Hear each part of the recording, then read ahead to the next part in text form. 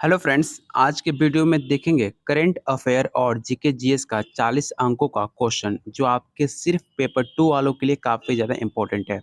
आपने एग्ज़ाम जो हो रहे हैं उसका आपने जीके जीएस का और करंट अफेयर का आपने क्वेश्चन देखा होगा और क्वेश्चन का जो लेवल आपका रह रहा है वो आपका मॉडरेट लेवल का है।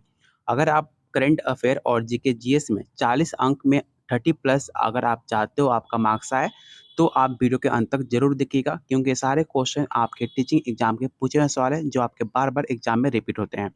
चलिए शुरू करते हैं आज का पहला क्वेश्चन। पहला क्वेश्चन है पेनाल्टी कॉर्नर शब्द निम्न में किस खेल से संबंधित है आपको बताना है। आपको बताना है कि इस 4 ऑप्शन में कौन-सा ऐसा गेम है जिसमें पेनाल्टी कॉर्नर वर्ड यूज़ किया जाता है। तो इसका राइट आंसर ऑप्शन आपका बी हो जाएगा। पेनाल्टी कॉर्नर जो है आपके हॉकी खेल से संबंधित माना जाता है। तो ऑप्शन ए आपका राइट आंसर होगा। क्वेश्चन सेकंड कह रहा है रविंद्रनाथ टैगोर को नोबेल पुरस्कार किसके लिए मिला था?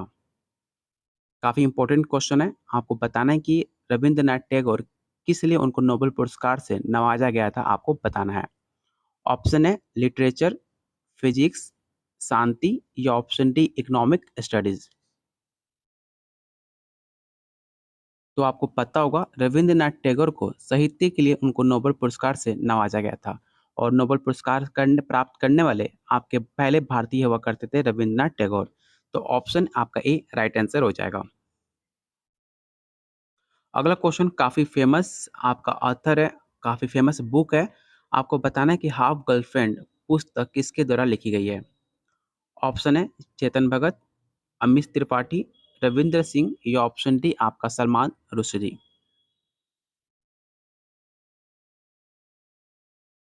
तो आप सबको पता होगा हाफ गर्लफ्रेंड चेतन भगत द्वारा लिखित एक अंग्रेजी उपन्यास है। तो ऑप्शन आपका ए राइट आंसर हो जाएगा।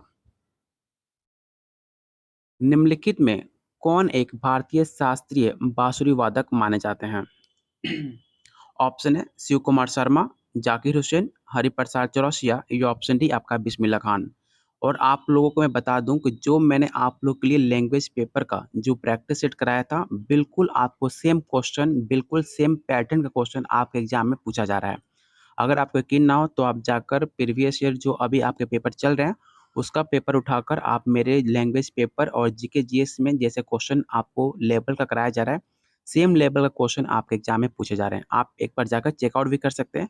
और जो म्यूजिक पेपर के क्वेश्चन हुए थे आपके क्लास 9 to 10 के लिए उसमें मैक्सिमम क्वेश्चन जो मैंने प्रैक्टिस सेट में और मॉक टेस्ट में जो मैंने आपको वीडियो में कराया हुआ है बिल्कुल सेम क्वेश्चन और सेम क्वेश्चन आपके एग्जाम में पूछे गए हैं। जाकर आप वो भी चेकआउट कर सकते हैं। और इसलिए मैं बार-बार कह रहा हूँ कि आप जितना मैं क्वेश्चन करा रहा हूँ, आप उसे अंत तक ज़रूर देखिए, क्योंकि सारे क्वेश्चन आपके सिलेक्टिव क्वेश्चन हैं, जो आपके एग्जाम में पूछे जाते हैं। और ये सवाल बहुत बार रिपीट हो चुका है, वही क्वेश्चन मैं आपको करा रहा हूँ। इसलिए बार-बार कह रहा हूँ कि आप वीडियो को अंत तक ज़रूर देखिए और सारे क्वेश्चन को इम्पोर्टेंट तौर पे लीजिए। और कोशिश कीजिए सारे क्वेश्चन के आंसर आप लोग कमेंट बॉक्स में आंसर बताने के लिए। अगर आप आंसर कमेंट बॉक्स में लिखते हो, टाइप करते हो, तो आपको ऑटोमेटिक आंसर उसका याद हो जाएगा। तो इसका राइट आंसर ऑप्शन आपका सी होगा, हरिप्रसाद चौरसिया। तो ऑप्शन सी आपका राइट आंसर होगा। वही बात की जाए शिव कुमार शर्मा की, तो शिव कुमार शर्मा आपके संतूर वादक माने जाते हैं। और आप सबको पता होगा जाकिर हुसैन का हर किसी ने नाम सुना होगा। जाकिर हुसैन एक बहुत फेमस तबला वादक माने जाते हैं। वही बात की जाए बिस्मिल्लाह खान का, तो बिस्मिल्लाह खान आपके सनाई वादक माने जाते हैं। तो इसका राइट आंसर ऑप्शन आपका सी होगा। क्वेश्चन 5 कह रहा है पुष्कर मेला कहाँ आयोजित किया जाता है? ऑप्शन है बिहार, उत्तर प्रदेश, मध्य प्रदेश या राजस्थान। ऐसा सवाल आपके 6 to 8 क्लास में पूछा गया था, जिसमें ऑप्शन आपका राजस्थान से था और आपको बताना है इसका राइट आंसर क्या होगा। इसका राइट आंसर ऑप्शन आपका डी होगा। पुष्कर राजस्थान से अजमेर से 11 किलोमीटर दूर हिंदू का प्रसिद्ध तीर्थ स्थल माना जाता है, जो आपके कार्तिक पूर्णिमा में ये मेला लगाया जाता है। इसे आप जरूर याद रखिएगा। ऑप्शन आपका डी राइट आंसर होगा राजस्थान। निम्नलिखित में क्या गैर जैवनिकरण नॉन जिसे आप इंग्लिश में बोलते हो नॉन बायोडिग्रेडेबल किस पे अपशिष्ट माने जाते हैं आपको बताना है। इसका राइट आंसर ऑप्शन आपका बी होगा। प्लास्टिक जो है आपका नॉन बायोडिग्रेडेबल मतलब कभी वो डाइजेस्ट नहीं होता, कभी खत्म नहीं होता प्लास्टिक। इसलिए बोला जाता है कि प्लास्टिक जितना हो सके कम आप यूज़ कीजिए। क्वेश्चन 7 कह रहा है निम्नलिखित में कौन सा एक प्राकृतिक परितंत्र नहीं है? आपको नहीं है बताना है कौन सा ऐसा ऑप्शन है जो आपका इकोसिस्टम नहीं है। ऑप्शन है फॉरेस्ट, तालाब, झील या ऑप्शन डी आपका बगीचा। काफ़ी ईज़ी सवाल है। आप ध्यानपूर्वक ऑप्शन को पढ़िएगा और जब भी आप एग्ज़ाम में बैठिए तो आप कुछ भी एकदम खुद को माइंड को शांत रखिए। ज़्यादा उस टाइम किसी से बात मत कीजिए। एग्ज़ाम हॉल में बैठिए तो शांति से आप बैठिए। बहुत लोग होता है कि इधर-उधर बात करने लगते हैं। ऐसा करने से आपका मन जो है, आपका दिमाग जो है डाइवर्ट हो जाएगा। इसलिए एग्ज़ाम में शांति से बैठिए और खुद को जितना हो सके अपने आप को शांत रखिएगा और पेपर जब मिले तो पेपर को आराम से पढ़िए। उस टाइम घबराइएगा मत। बहुत लोग का कॉल आया था, बहुत लोग मैसेज किए, "सर मैंने सब कुछ पढ़ा था लेकिन जब मैं एग्ज़ाम देने गया तो जल्दबाज़ी में या उस टाइम मैं नर्वस हो गई और पेपर मेरा अच्छा नहीं गया, जबकि मुझे आंसर पता था।" घर पे आने के बाद मैंने सारे क्वेश्चन अटेम्प्ट किया, तो मैंने अच्छे से सारे क्वेश्चन अटेम्प्ट कर लिया, लेकिन एग्ज़ाम में मैं क्वेश्चन अटेम्प्ट नहीं कर पाई। तो इसलिए कि आप लोग ज़्यादा घबरा जाते हो, जितना हो सके आप लोग शांत रहने की कोशिश कीजिएगा। इसका राइट आंसर ऑप्शन आपका डी होगा। वो परितंत्र जो पूर्ण रूप से सौर विकिरण पर निर्भर होते हैं, उसे प्राकृतिक परितंत्र कहते हैं। तो ऑप्शन आपका डी राइट आंसर होगा। अगला क्वेश्चन है कंप्यूटर को निर्देश किसके द्वारा दिया जाता है आपको बताना है। ऑप्शन है इनपुट यूनिट, एएलयू, प्रिंटर या ऑप्शन डी आपका पेन ड्राइव। तो जो कंप्यूटर को निर्देश देने का काम करता है वो आपका इनपुट डिवाइस करता है। तो ऑप्शन ए आपका राइट आंसर होगा। क्वेश्चन 9 कह रहा है रीढ़ की हड्डी वाले प्राणी डैश प्रजाति के अंदर आते हैं। आपको बताना है कि रीढ़ की हड्डी वाले प्राणी किसके प्रजाति के अंतर्गत आते हैं, आपको ये बताना है। तो इसका राइट आंसर ऑप्शन आपका डी हो जाएगा, कॉर्डेटा। क्वेश्चन 10 कह रहा है कोशिका सिद्धांत का प्रस्ताव देने वाला वैज्ञानिक का नाम बताइए। आपको बताना है कि कौन सा ऐसा वैज्ञानिक था जो कोशिका सिद्धांत का प्रस्ताव देने वाला वैज्ञानिक का नाम आपको बताना है। इसका राइट आंसर ऑप्शन आपका ए हो जाएगा। कोशिका सिद्धांत का प्रतिपादन सबसे पहले स्लाइडन एवं शाओ ने किया था। कब किया था? तो इसका राइट आंसर ऑप्शन आपका ए हो जाएगा। और सबसे पहले ये भी सवाल आपसे पूछा जाता है कि कोशिका की खोज किसने करी थी? तो कोशिका की खोज करने वाले आपके रॉबर्ट हुक हुआ करते थे, जिन्होंने 1665 ईस्वी में आपका कोशिका का खोज किया था। तो ये सारे पॉइंट को आप जरूर याद रखिएगा, आपको एग्जाम में पूछा जा सकता है। क्वेश्चन 11 कह रहा है इनमें से किसने केवडिस प्रयोगशाला में काम करते समय 1932 में न्यूट्रॉन की खोज करी थी। आपको बताना है कि किसने न्यूट्रॉन की खोज करी 1932 में, आपको ये बताना है। तो इसका राइट आंसर ऑप्शन आपका ए हो जाएगा। परमाणु के 3 मौलिक कण होते हैं। पहला आपका इलेक्ट्रॉन, प्रोटॉन और न्यूट्रॉन। और जो सबसे पहले आपका न्यूट्रॉन की खोज करा था उसका नाम जेम्स चैडविक हुआ करता था, जो आपके 1932 में इसकी खोज करी थी। तो ऑप्शन ए आपका राइट आंसर होगा। और आप लोगों से रिक्वेस्ट है, अगर आप चाहते हो आप एग्जाम तक ऐसे ही इंपॉर्टेंट क्वेश्चन आपको कराया जाए तो वीडियो को लाइक और शेयर कीजिएगा अपने दोस्तों में, अपने ग्रुप्स में। क्वेश्चन 12 कह रहा है ध्वनि निम्न माध्यम से किसकी यात्रा नहीं कर सकती है। आपको बताना है जो आपका साउंड है किस ट्रेवल से, किस मीडियम से ट्रेवल नहीं कर सकती, आपको बताना है। ऑप्शन है ठोस, लिक्विड, गैस और आपका वैक्यूम। काफ़ी ईज़ी सवाल है। तो आप सबको पता होगा जो आपका साउंड है, आपका वैक्यूम कभी मीडियम ट्रैवल नहीं करता है। तो ऑप्शन आपका डी राइट आंसर होगा। ऊष्मा की मात्रा की एसआई यूनिट क्या होती है, आपको बताना है। आपने बचपन से क्लास 6 से लेकर अभी तक पढ़ते आए होंगे कि एसआई यूनिट जो होता है हीट का, क्या होगा आपको बताना है। तो हीट का जो एसआई यूनिट होता है वो आपका जूल होता है। तो ऑप्शन आपका ए राइट आंसर हो जाएगा। वेबर किसका होता है? तो वेबर आपका चुंबकीय फ्लक्स का होता है। वही बात कीजिए हेनरी की, तो हेनरी का जो आपका एसआई यूनिट होता है वो आपका प्रेरकत्व का होता है। और धारिता का जो होता है आपका एसआई यूनिट फैराड होता है। ये सारे पॉइंट को आप जरूर याद रखिएगा। कौन सी केंद्रीय संस्था केंद्र सरकार की ओर से करेंसी नोट जारी करता है? काफ़ी इंपॉर्टेंट क्वेश्चन है। आपको बताना है कि कौन सा ऐसा केंद्र सरकार संस्था है जो आपके भारत सरकार की ओर से करेंसी नोट जारी करता है। ऑप्शन की बात की जाए तो ऑप्शन है IRDA, SEBI, reserve bank of India या स्टेट बैंक ऑफ इंडिया। काफ़ी इजी सवाल है, फिर भी इसमें बहुत बच्चे गलती करते हैं। तो आप सबको पता होगा जो आपका रिजर्व बैंक ऑफ इंडिया है, भारत में करेंसी नोट जारी करने का एकमात्र अधिकार आपके भारतीय रिजर्व बैंक को है। बात की जाए सिर्फ 1 रुपये का जो नोट है, वो आपका reserve bank of India publish नहीं करता है। 1 रुपये का जो नोट है आपके वित्त मंत्रालय द्वारा जारी किया जाता है, इसे आप ज़रूर याद रखिएगा। ये भी सवाल आपसे पूछा जाता है कि आरबीआई का स्थापना कब हुआ था? तो भारतीय रिजर्व बैंक ऑफ इंडिया का स्थापना 1 अप्रैल 1935 में आपका इसकी स्थापना की गई थी। तो ऑप्शन आपका सी राइट आंसर हो जाएगा। तृतीयक क्षेत्र में कौन सी आर्थिक गतिविधि शामिल नहीं की जा सकती है? आपको बताना है कि तृतीय क्षेत्र में कौन सा आर्थिक गतिविधि शामिल नहीं की जा सकती।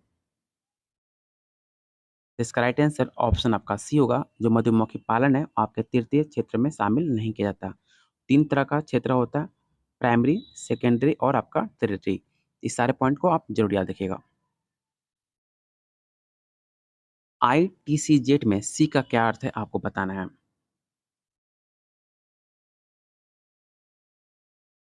तो इसका राइट आंसर ऑप्शन आपका डी होगा। कन्वर्जेंस जो होता है आपका सी का फुल फॉर्म होता है, तो ऑप्शन आपका डी राइट आंसर होगा। ये भी आपको पता होना चाहिए कि ITC जेट का फुल फॉर्म क्या होता है। द ITC जेट का full form the inter tropical convergent zone आपका फुल फॉर्म होता है। इसे आप जरूर याद रखिएगा। पेरिस किसकी राजधानी है? काफी हलवा सवाल है। आपको बताना है कि पेरिस किसकी राजधानी मानी जाती है। तो आप सबको पता होगा फ्रांस की राजधानी आपकी पेरिस है। वही बात कीजिए नॉर्वे की राजधानी कहाँ पर है? तो नॉर्वे की राजधानी आपका ओस्लो है। और कनाडा की ओटोवा और ग्रीस की एथेंस है। इस सारे पॉइंट को आप जरूर याद रखिएगा। क्वेश्चन 18 कह रहा है साइरस और क्यूमुलस किसके कितने प्रकार के होते हैं आपको बताना है।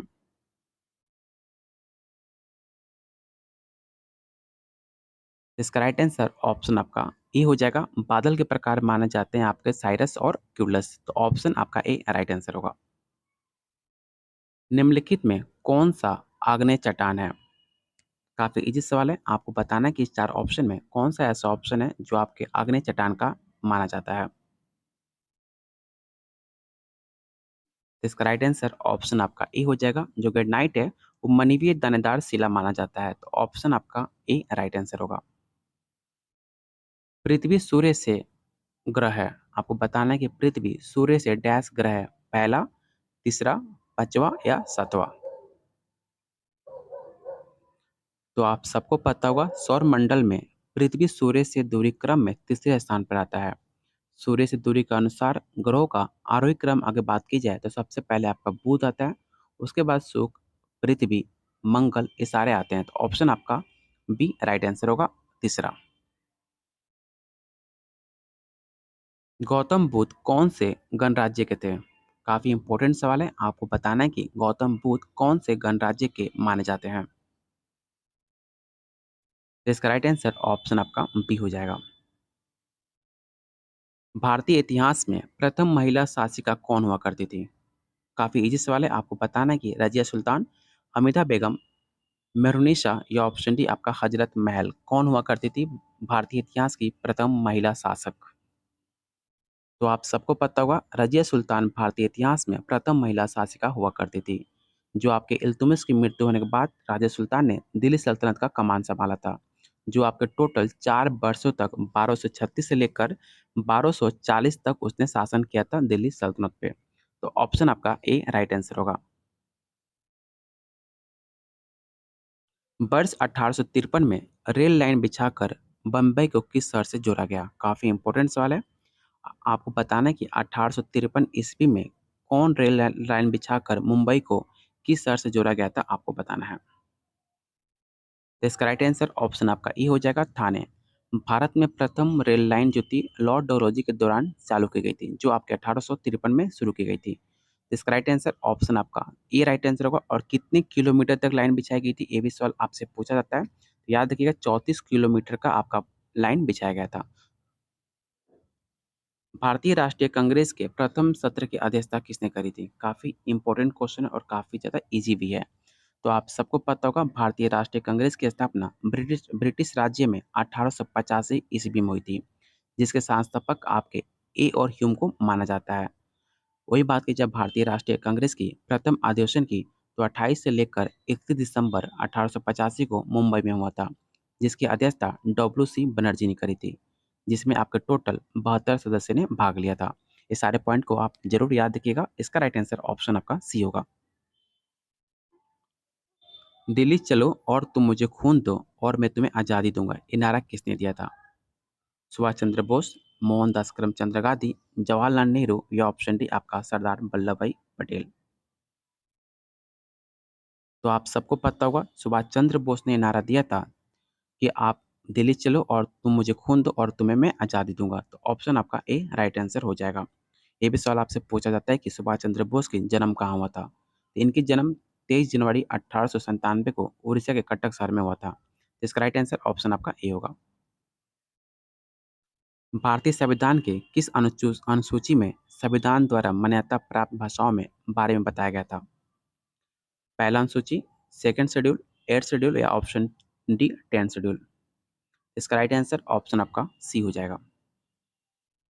भारतीय संविधान में कितने मौलिक कर्तव्य दिए गए? ऐसे सवाल आपके क्लास 6 टू 8 और 19 में पूछा गया था और बिल्कुल आपके मौलिक कर्तव्य से सवाल पूछा गया था। आप जाकर क्वेश्चन पेपर उठाकर देख सकते हो।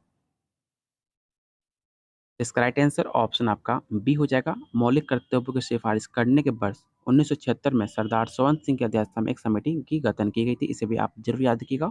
इसका राइट आंसर ऑप्शन आपका बी हो जाएगा। कोई भी व्यक्ति भारतीय प्रधानमंत्री के रूप में अधिकतम कितनी बार सेवारत हो सकता है? काफ़ी इंपॉर्टेंट क्वेश्चन है और बच्चे को पता होना चाहिए इस सवाल का आंसर। इसमें कोई किसी को भी गलती नहीं होना चाहिए। ऑप्शन की बात की जाए 3, 5, 7 या कोई लिमिट नहीं है। तो आप सबको पता होगा भारतीय शासन व्यवस्था में प्रधानमंत्री को विशेष स्थान प्राप्त है। भारतीय संविधान के तहत किसी व्यक्ति को प्रधानमंत्री के पद पर नियुक्ति होने का कोई सीमा नहीं है। वो जितनी बार चाहे वो आपका प्रधानमंत्री बन सकता है। तो ऑप्शन आपका डी राइट आंसर होगा। क्वेश्चन 29 कह रहा है भारत में किसी राज्य की सरकार का प्रमुख कौन होता है? ऑप्शन है राज्यपाल, ऑप्शन बी है विधानसभा का अध्यक्ष या ऑप्शन सी मुख्यमंत्री या ऑप्शन डी आपका प्रधानमंत्री। इसका राइट आंसर ऑप्शन आपका ए हो जाएगा। गवर्नर जो होता है आपका राइट आंसर होगा। और आज का लास्ट क्वेश्चन रहेगा आपको बताना कि भारत के संविधान में किस वर्ष पहली बार संशोधन किया गया था। काफी इंपॉर्टेंट क्वेश्चन है, इसे तो आप जरूर रट्टा मार लीजिएगा। ऑप्शन है 1960, 1961, 1954 या ऑप्शन डी आपका 1951। तो इसका राइट आंसर ऑप्शन आपका डी होगा। भारतीय संविधान में पहली बार 1951 में संशोधन किया गया था। संविधान संशोधन द्वारा अनुच्छेद आर्टिकल जो है 15, 19, 31, 85, 87, 174 ये सारे बहुत सारे आर्टिकल को एक अनुसूची में जोड़ा गया था। तो इसका राइट आंसर ऑप्शन आपका डी होगा। आज के प्रैक्टिस सेट में हमने टोटल 30 क्वेश्चन किए। आपको बताना है कि आउट ऑफ 30 आपने कितने क्वेश्चन आपने राइट करे। अगर आप वीडियो को लाइक करते हो, वीडियो को शेयर करते हो, आप जितना प्यार देते हो तो आपके एग्जाम तक और ज़्यादा क्वेश्चन कराने की कोशिश की जाएगी। क्योंकि बहुत सारे क्वेश्चन अभी पेंडिंग है, लेकिन आप पे डिपेंड करता है कि आप चाहते हो कि नहीं क्वेश्चन का नंबर और बढ़े। तो अगर चाहते हो कि वीडियो और लाया जाए और क्वेश्चन कराया जाए तो आप पे डिपेंड करता है कि वीडियो को कितना आप लाइक कर रहे हो और कितने शेयर कर रहे हो अपने दोस्तों में, अपने ग्रुप्स में। क्योंकि आप मेरे लिए कुछ करोगे, आप पसंद करोगे वीडियो को, तभी मैं आप लोग के लिए मेहनत करूँगा। आप मुझे और मोटिवेशन दोगे और ज़्यादा वीडियो बनाने की। तब तक के लिए वीडियो को लाइक और शेयर, और जिन्होंने चैनल को सब्सक्राइब नहीं किया तो आप जाकर चैनल को सब्सक्राइब कर सकते हैं। और जितने मैंने लैंग्वेज पेपर और जीके जैसे क्वेश्चन कराए हैं, सेम क्वेश्चन का सेम पैटर्न का क्वेश्चन आपके एग्जाम में पूछे जा रहे हैं, आप जाकर चेक भी कर सकते हैं। चलिए बहुत जल्द मिलते हैं अगले क्लास में।